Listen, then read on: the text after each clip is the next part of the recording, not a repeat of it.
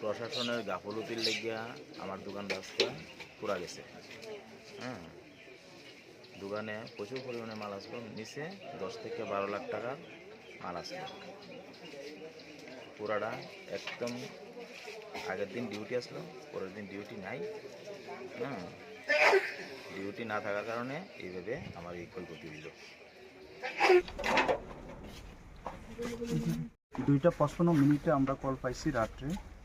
সঙ্গে সঙ্গে আমরা আসার পরে আমরা আগুন জ্বলা অবস্থায় আমরা পাইছি। আগুন নিবানোর পরে আমরা যখন দেখি এখানে 2টা দোকান ভস্মীভূত হয়। এই 2টা দোকানে প্রায়